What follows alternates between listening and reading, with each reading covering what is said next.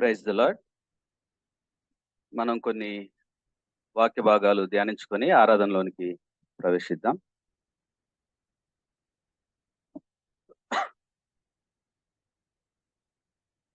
We will turn to book of Genesis, chapter 3, verse 8 to 13. We will read together.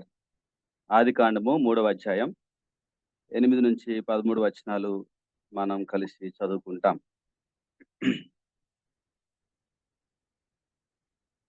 చల్లబూటను ఆదామును అతని భార్యయు తోటలో సంచరించున్న దేవుడైన యెహోవా స్వరము విని దేవుడైన యెహోవా ఎదుటికి రాకుండా తోట చెట్ల మధ్యను దాక్కొనగా దేవుడైన యెహోవా ఆదామును పిలిచి నువ్వెక్కడున్నావనెను.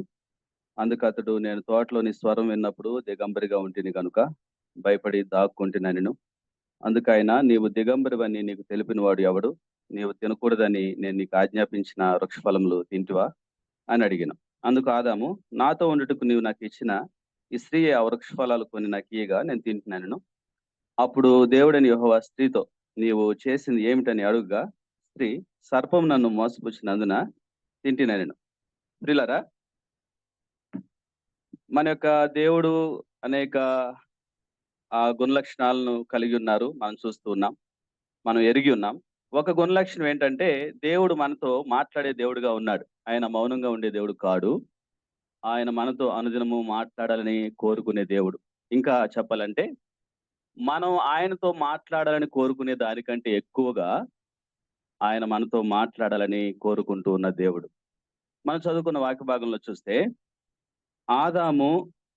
ఆదాముని దేవుడు తన యొక్క స్వరూపంలో చేశాడు. తన యొక్క పోలిక చొప్పున చేసిన తర్వాత ఏదెన్లో ఒక తోట వేసి తాను నిర్మించిన ఆదాముని దానిలో ఉంచాడు. ఆ తర్వాత ఆయనకు సాటి అయిన సహాయం కొరకై హవ్వను కూడా చేసి ఆదాముకి ఇచ్చాడు. ఆ తర్వాత వారిని ఆయనకిచ్చింది ఒకటే ఒక ఆజ్ఞ ఏంటంటే, అయ్యా ఈ తోటలో నువ్వు అన్ని వృక్ష ఫలాల పండ్లు తినొచ్చు, కానీ ఒక చెట్టు ఫలం మాత్రం తినకూడదని ప్రభు ఆయనకు ఆజ్ఞాపించాడు. ఇప్పుడు మనం చదువుకున్న వాక్య భాగాల్లో చూసినట్లయితే ఆదాము దేవునికి సంపూర్ణమైన అవిధేయతను కనబరుస్తూ ఉన్నాడు. ఎంత అవిధేయతని ఆదాము కనబరిచాడు అని అంటే, దేవుడు తినొద్దన్న పండుని తిన్న తర్వాత ఆయన దేవుని దగ్గరికి వెళ్లకుండా దేవుని కొరకు కనిపెట్టకుండా ఆకులతో కచ్చిదాలు చేసుకున్నాడు, చెట్టు చాటున దాక్కున్నాడు. ఇప్పుడు ప్రభు వచ్చి పిలిచి, ఆదాము నువ్వు ఎక్కడున్నావు అని పిలిచిన తర్వాత కూడా ఒక అవిధేయత కూడిన జవాబే ఇస్తున్నాడు ప్రభుకి. ఏమని ఇస్తున్నాడు అంటే, నువ్వు నాకు ఇచ్చిన స్త్రీ కొన్ని ఫలాలు ఇవ్వటం వల్ల నేను తిన్నాను అంటున్నాడు. ఇది పరిపూర్ణమైన సంపూర్ణమైన అవిధేయతతో కూడిన ప్రవర్తన. ఇంత అవిధేయత స్థితిలో ఉన్న ఆదాము తోటి దేవుడు ఎలా మాట్లాడుతున్నాడో మనం ఇక్కడ చూస్తూ ఉన్నాం. ఆదాముని దేవుడు ఇక్కడ అసహించుకోవట్లేదు. లేదంటే ఇక నేను నీతో మాట్లాడను, నువ్వు అవిధేయత చూపించావు కాబట్టి ఈ రోజు లాస్ట్ అని అనటం లేదు. ఆదాముకి ఆ తర్వాత మనం చూస్తే వాళ్ళిద్దరికి చర్మపు చొక్కాయలను చేయించి తొడిగించినట్లుగా మనం చూస్తున్నాం. పిల్లరా, అవిధేయతలో ఉన్నప్పుడు సహజంగా మనం కూడా ఇతరులతో మాట్లాడటానికి ఇష్టపడం. కానీ దేవుడు మన వంటి మనసు కాదు ఆయన. మన యొక్క తలంపుల కంటే ఆయన యొక్క తలంపులు ఆకాశం అంతా ఉన్నతమైనవి. గొప్ప వాత్సల్యము, దయ, కనికరం కలిగిన దేవుడు కాబట్టి నువ్వు నేను అవిధేయత స్థితిలో కొన్నిసార్లు ఉన్నప్పటికీ ఆయన మనల్ని విడిచిపెట్టకుండా మాట్లాడే దేవుడై ఉన్నాడని ఈ యొక్క లేఖన భాగాల్లో మనం చూస్తూ ఉన్నాం. ఒకసారి ఒక పాస్టర్ గారు కొంతమంది విశ్వాసులను తీసుకొని హైదరాబాద్ వచ్చాడు. కొన్ని కూటాలకి అటెండ్ అవ్వాలని. ఒక కూటం జరుగుతుంది. గ్రామం నుంచి తీసుకొని వచ్చాడు ఆయన. ఆ గ్రామం నుంచి తీసుకొని వచ్చిన విశ్వాసులో ఒక విశ్వాసి ఏం చేశాడంటే, నేను పలానా బ్రదర్ దగ్గరికి వెళ్ళి కలిసి వస్తానని ఆయన నా దగ్గరికి వచ్చాడు. వచ్చిన తర్వాత కొంత సమయం గడిపిన తర్వాత మళ్ళీ ఆ కూటం దగ్గరికి వెళ్ళాలని పాస్టర్ గారికి ఫోన్ చేస్తున్నాడు. పాస్టర్ గారు, ఇప్పుడు ఆ కూటం ఎక్కడ జరుగుతుంది, నేను వచ్చి మీతో పాటు అటెండ్ అవుతానని ఫోన్ చేస్తుంటే పాస్టర్ గారు ఫోన్ ఎత్తట్లేదు. ఇక కారణం ఏంటంటే అవిధేయత చూపించిండు. ఏంటి అవిధేయత? ఆయనతో కలిసి వచ్చినప్పుడు ఆయనతో కలిసి ఉండాలి కదా. ఆయనతో కలిసి ఉండకుండా పక్కకు వచ్చిండు ఈయన. వచ్చి మళ్ళీ వెళ్ళేటప్పుడు ఫోన్ చేస్తుంటే ఫోన్ లిఫ్ట్ చేయట్లా. అవిధేయత చూపించిండు. పిల్లరా, ఆదాము ఎంత అవిధేయత చూపించినా, నువ్వు నేను ఎంతో అవిధేయత కనబరిచినా ఆయన నిన్ను నన్ను విడిచిపెట్టకుండా మాట్లాడే దేవుడై ఉన్నాడు. మరొక వాక్య భాగం చూద్దాం. యోనా గ్రంథం 4వ అధ్యాయం. Book of Jonah chapter 4 verse 9 to 11. Last 3 verses of the book యోనా గ్రంథం చివరి 3 వచనాలు. అప్పుడు దేవుడు, ఈ సొర చెట్టును గురించి నీవు కోపించుట న్యాయమా అని యోనాను అడుగుగా, యోనా ప్రాణము పోవునంతగా కోపించుట న్యాయమే అనెను. అందుకు యెహోవా, నీవు కష్టపడకుండా పెంచకుండా ఒక రాత్రిలోనే పుట్టి పెరిగి ఒక రాత్రిలోనే వాడిపోయిన ఈ సొర చెట్టు విషయంలో నువ్వు విచారపడుచున్నావే, అయితే 120,000 కంటే ఎక్కువై కుడియడములు ఎరుగని జనమును బహు పశువులు గల నీనివే మహాపురము విషయంలో నేను విచారపడవద్దా అని యోనాతో సెలవిచ్చును. ప్రియులరా, మరొక వ్యక్తి యొక్క బుద్ధిహీనత, అవిధేయత, అంత బుద్ధిహీనత అవిధేయత కనబరిచిన దేవుడు ఆయనతో మాట్లాడటం ఈ వాక్య భాగంలో మనం చూస్తాం. యోనా అని ఒక దైవజనుడు ఉన్నాడు. ఆయనకి ప్రభు ఏం చెప్పారంటే, అయ్యా, నీనివే పట్టణస్థుల యొక్క వారి యొక్క దోషం నా దృష్టికి ఘోరమైంది, కాబట్టి నువ్వు ఆ పట్టణానికి వెళ్ళి వాళ్ళకి దుర్గతి కలుగునని ప్రకటించు అని చెప్పేసి యోనాతో ప్రభు చెప్తే, యోనా నీనివే పట్టణానికి వెళ్లకుండా తర్షీషు పట్టణానికి వెళ్లే ఓడను చూసి దాన్ని ఎక్కి కేవ్ ఇచ్చి ఆయన తర్షీషు పట్టణం వైపు వెళ్లే ఓడనెక్కి వెళ్ళిపోయాడు. అప్పుడు గొప్ప తుఫాన్ సంభవించింది. ఓడ యొక్క అడుగు భాగాన గాఢ నిద్రపోతూ ఉన్న యోనాని వాళ్ళు లేపారు. ఇక తర్వాత ఆయన్ని సముద్రంలో వేయడం జరిగింది. ఆ తర్వాత ప్రభు ఆయన్ని ఒక చేప ద్వారా రక్షించి మరలా నీనివే పట్టణానికి తీసుకురావడం జరిగింది. నీనివే పట్టణం వచ్చిన తర్వాత రెండోసారి యెహోవాకు ప్రత్యక్షమై, నీవు లేచి ఆ నీనివే మహాపురానికి పోయి ఈ సమాచారం ప్రకటించని ప్రభు సెలవిస్తే, 4 దినముల ప్రయాణం అంత పట్టణం అని వాక్యంలో రాయబడ్డది. అంటే ఆ ప్రయాణంలో వాక్యం ప్రకటించాలంటే 4 దినములంత ప్రయాణం చేసి ప్రకటించాలి. అయితే ఈ యోనా అంతగా రక్షించబడ్డా, ఆయన ప్రార్థన అంగీకరించి దేవుడు రక్షించినప్పటికీ ఆ సముద్రంలో ఇప్పుడు యోనా ఏం చేస్తున్నాడంటే, కేవలం 1 దినం మాత్రమే ప్రయాణం చేసి ప్రకటించాడు. 3 దినాలు ఆయన ప్రయాణం చేయలేదు. తర్వాత వాళ్ళు మారు మనసు పొందడం చూసి బహుచింత క్రాంతుడై కోపగించుకున్నాడు. వాళ్ళు మారు మనసు పొందటం, దేవుడు వాళ్ళకి చేస్తానన్న కీడు చేయక మానటం, వాళ్ళని రక్షించాలన్న ఉద్దేశంతో దేవుడు ఉండటం చూసి యోనా ఏం చేశాడు, బహుచింత క్రాంతుడైపోయాడు. ఊరి చివరికి వెళ్ళిపోయి చిన్న పందిరేసుకొని అక్కడ సేదతీరుతూ ఉన్నాడు. అప్పుడు దేవుడు ఒక సొర చెట్టును మొలిపించాడు. ఆ సొర చెట్టును చూసి బహు సంతోషించాడు యోనా. 120,000 మంది మారు మనసు పొందితే లేని సంతోషం యోనాకి ఒక సొర చెట్టును చూసి వచ్చింది. ఇక ఆ సొర చెట్టుని మళ్ళీ ప్రభువారు తీసేశాక ఇక ఎంత కోపం వచ్చిందంటే ఆయనకి, అసలు నీనివే పట్టణము పాడైపోతే ఒక దైవజనుడు ఏడ్చినంత ఏడుపు వచ్చింది ఆయనకి. అప్పుడు ప్రభువారు యోనాతో మాట్లాడుతున్నారు. ఎంత అవిధేయత చూపించాడు యోనా, ఎంత బుద్ధిహీనతని కనబరుస్తున్నాడు యోనా. చెప్పిన స్థలానికి వెళ్ళలేదు, అయినా ప్రభువారు తీసుకొచ్చారు. 4 దినాల ప్రయాణం చేయాల్సింది 1 దినమే ప్రయాణం చేసి ప్రకటించాడు. అయినా ప్రభువారు ఆయన ఏమనలేదు. తర్వాత ఈ పందిరి కింద ఉండి ఈ సొర చెట్టును చూసి సంతోషిస్తున్నా కూడా ప్రభు అతన్ని ఏమనలేదు. ఇంత అవిధేయత, ఇంత బుద్ధిహీనతని కనబరిచిన తర్వాత సహజంగా దేవుని స్థానంలో మరొక వ్యక్తి గాని ఉంటే యోనాతో మాట్లాడరు. కానీ ఇక్కడ యోనాతో ప్రభు మాట్లాడుతున్నారు. ఎంత మృదువుగా మాట్లాడుతున్నారో చూడండి. యోనా, నా మీద నువ్వు కోపగించడం నీకు న్యాయమా అని అంటే, యోనా అంటున్నాడు, చచ్చిపోనంతగా కోపించడం న్యాయమే అంటున్నాడు యోనా. పిల్లరా, అవిధేయత స్థితిలో ఉన్న తన బిడ్డల్ని ఆయన విడిచిపెట్టక మాట్లాడే దేవుడై ఉన్నాడు. ఇప్పుడు బుద్ధిహీనతను కనబరిచే బిడ్డలతో కూడా ఆయన విడిచిపెట్టక మాట్లాడే దేవుడై ఉన్నాడు. నీ జీవితంలో, నా జీవితంలో కూడా కొన్ని పరిస్థితులు గుండా వెళ్తూ ఉన్నప్పుడు కొంతమంది విషయాలలో దేవుని మీద కోపిస్తూ ఉంటాం. నువ్వు నేను దేవుని మీద కోపిస్తూ ఉంటాం యోనా వలె. అయినప్పటికీ దేవుడు విడిచిపెట్టకుండా, అసహించుకోకుండా, కోప్పడకుండా మాట్లాడే దేవుడై ఉన్నాడు.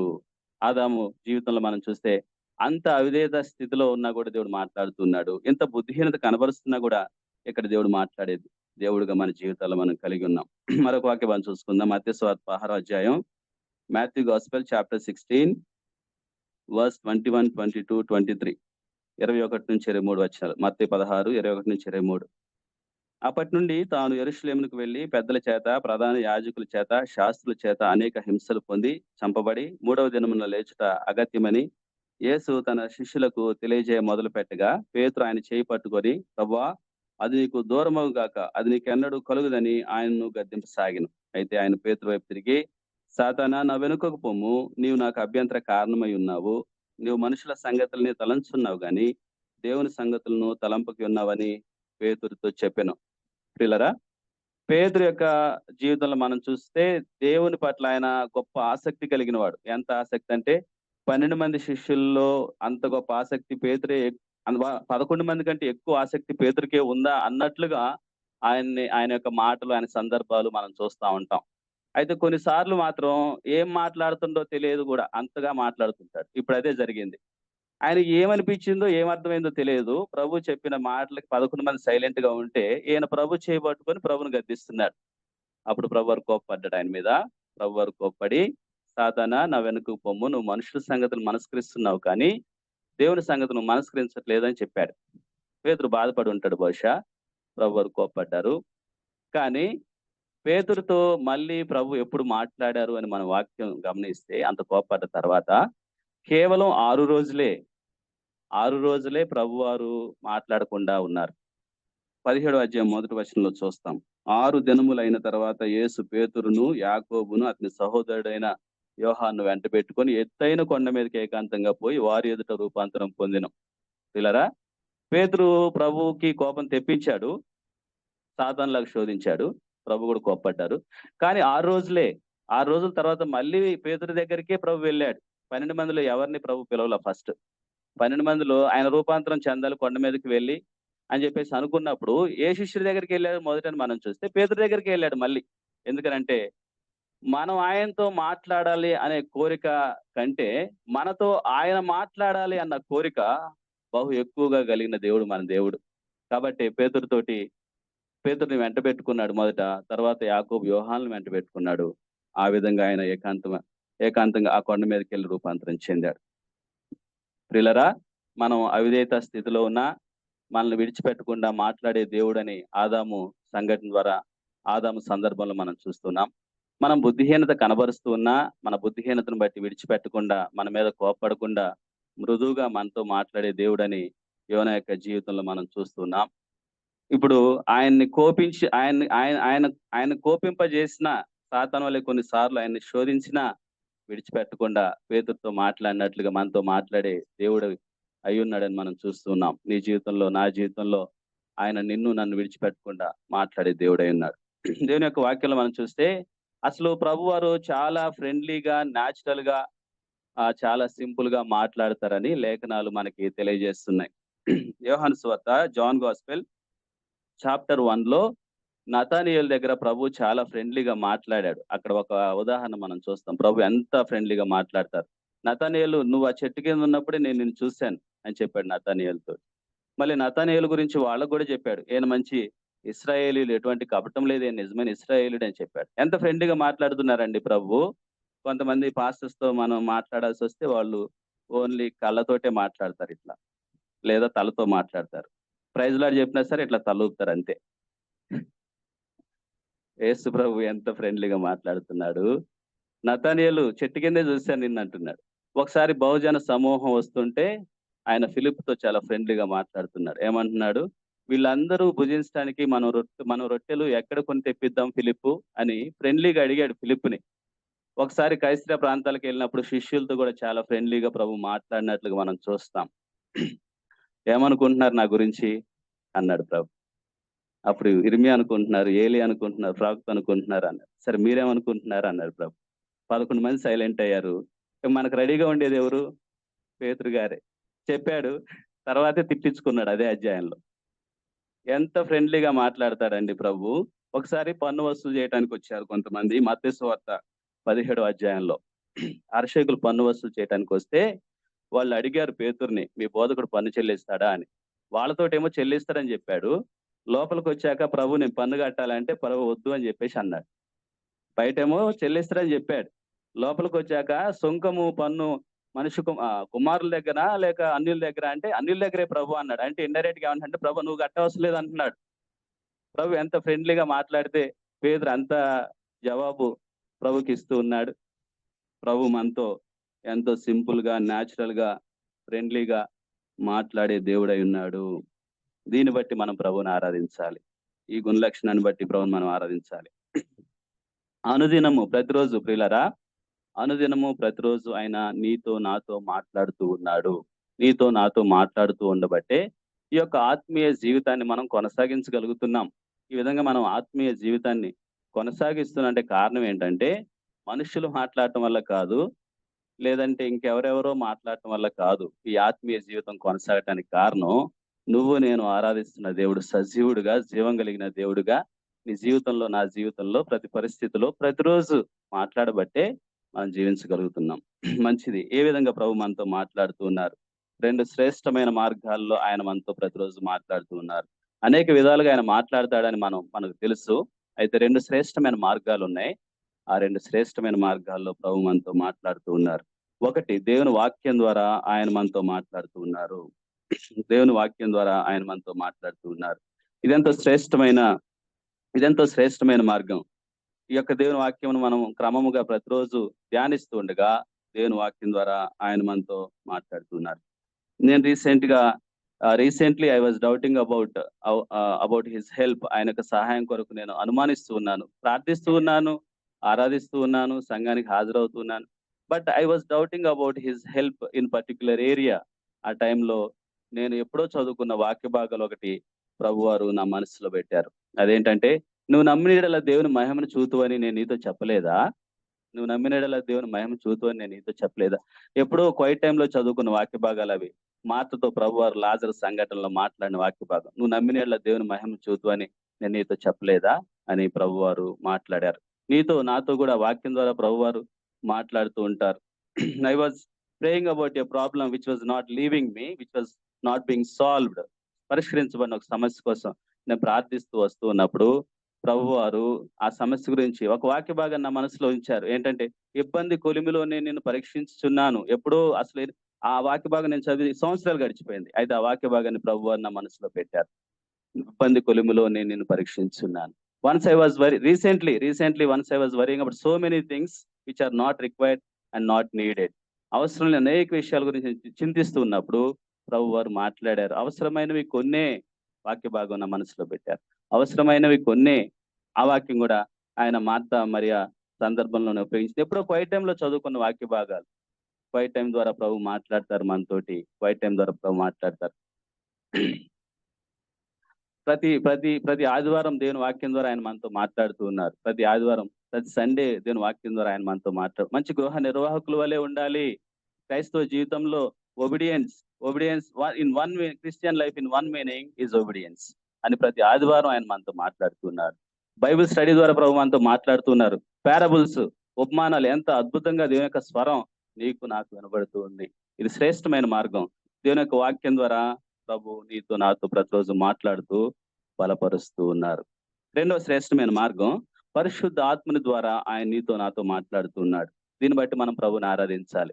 ఒకటి, దేవుని వాక్యం ద్వారా శ్రేష్టమైన రీతిలో మాట్లాడుతున్నాడు. రెండవది, పరిశుద్ధ ఆత్మ ద్వారా శ్రేష్టమైన రీతిలో నీతో నాతో మాట్లాడుతూ ఉన్నాడు. నీలో ఉండి, నీ యొక్క అంతరంగంలో ఉండి ఆయన ప్రతిరోజు నీకు నీతిని గురించి, పాపం గురించి, రాబో తీర్పుని గురించి ఆయన నీకు బోధిస్తూ ఉన్నాడు, నీకు తెలియజేస్తూ ఉన్నాడు. కాబట్టి ఈ యొక్క ఆత్మీయ జీవితాన్ని మనం కొనసాగించగలుగుతున్నాం. మనం బలవంతులుగా ఉండగలుగుతూ ఉన్నాం. నీ యొక్క అంతరంగంలో పరిశుద్ధ ఆత్మగా నివసిస్తూ ఆయన నీతో మాట్లాడుతూ ఉన్నాడు, నిన్ను ఒప్పింపజేస్తున్నాడు. ఆదరణకర్తగా ఉండి ఆయన నిన్ను ఆదరిస్తూ ఉన్నాడు. అనేక పరిస్థితుల గుండా నువ్వు ఒంటరిగా వెళ్తూ ఉన్నప్పుడు, ఈ అనుదిన జీవితంలో, జాబ్ ప్లేస్ లో, ఈ పరిస్థితుల్లో ఆయన నీకు ఆదరణకర్తగా ఉండి నిన్ను ఆదరిస్తూ ఉన్నాడు.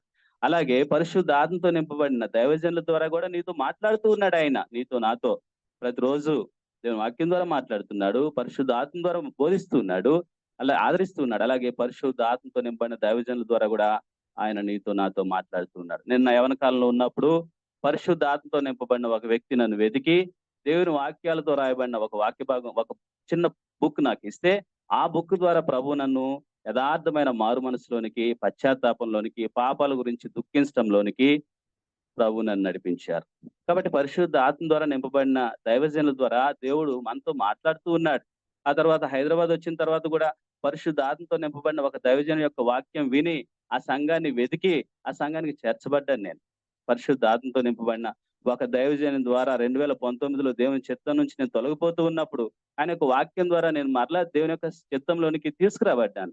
కాబట్టి పరిశుద్ధ ఆత్మతో నింపబడిన దైవజనుల ద్వారా ప్రభు నీతో నాతో మాట్లాడుతున్నాడు. ఎందుకు దేవుడు నీతో నాతో మాట్లాడుతూ ఉన్నాడు ఎంతగా? దేవుని వాక్యం ద్వారా, పరిశుద్ధ ఆత్మ ద్వారా, పరిశుద్ధ ఆత్మ నింపబడిన దైవజనుల ద్వారా ప్రతిరోజు ఎందుకు ఆయన నీతో నాతో మాట్లాడుతున్నాడు? అవసరం ఏమిటి అని అంటే, ఆయనకు వచ్చిన లాభం ఏమీ లేదు, కేవలం మన కొరకే. కేవలం నీ కొరకే, కేవలం నా కొరకే ఆయన మాట్లాడుతున్నాడు. ఆయన ఎందుకు మాట్లాడుతూ ఉన్నాడంటే, ఆయన ఏమై ఉన్నాడో నీకు అర్థం అవ్వాలని మాట్లాడుతున్నాడు. ఆయన యొక్క ప్రేమ కలువరి శిలువ మీద ఎంతగా చూపించాడో నువ్వు తెలుసుకోవాలని నీతో నాతో మాట్లాడుతూ ఉన్నాడు. ఆయన కుమారుని యొక్క స్వారూప్యంలోనికి నువ్వు నేను మార్చబడాలని ఆయన నీతో నాతో మాట్లాడుతున్నాడు. ఆయన గుణలక్షణాలు, పరిశుద్ధత, ప్రేమ నువ్వు తెలుసుకోవాలని, నేను తెలుసుకోవాలని మాట్లాడుతూ, ఈ లోకానికి ఒక వ్యతిరేకమైన వైరాగ్యంతో కూడిన పాపాన్ని ద్వేషిస్తూ దానితో పోరాడే జీవితం ఒకటి జీవించాలని ఆయన నీతో నాతో మాట్లాడుతూ ఉన్నాడు. ప్రియులారా, దేవుడు నీతో నాతో మాట్లాడకపోతే మనం పాపంలో, లోకంలో, మనుషుల వలన, పరిస్థితుల వలన మనం మునిగి నశించి నరకానికి వెళ్తాం. కాబట్టి ఆయన నీతో నాతో మాట్లాడుతూ ఉన్నాడు. కాబట్టి నీతో నాతో మాట్లాడుతూ సజీవుడిగా ఉన్న మన ప్రభు అయిన పరలోకపు తండ్రిని, ప్రభు యేసుక్రీస్తు ద్వారా మనం ఈ సమయం తీసుకుని ఆరాధించుకుందాం. దేవుడు తన వాక్యాన్ని దీవించును గాక. ఆమేన్. Let us all rise up. Those who can stand up, you don't have a medical problem. Let us take this time to worship the Lord, who doesn't give up on us. That is why we are here. He does whatever possible to save us. Please take this time. You can softly worship the Lord. Then time will be given for those who want to audibly worship. But please worship briefly.